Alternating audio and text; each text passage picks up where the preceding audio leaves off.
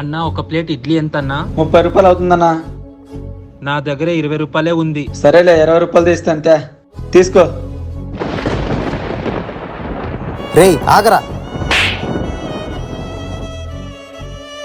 చెత్త వెదవా, చూసుకొని పోయకు రాదారా? చూడరా బ్రాండెడ్ షర్ట్ కి ఎలా అంటించావో చట్నీ మొత్తము. ఎక్కడి నుంచి వస్తారా మీలాంటి వాళ్ళందరూ? థూ, పోరా ఎక్కడి నుంచి.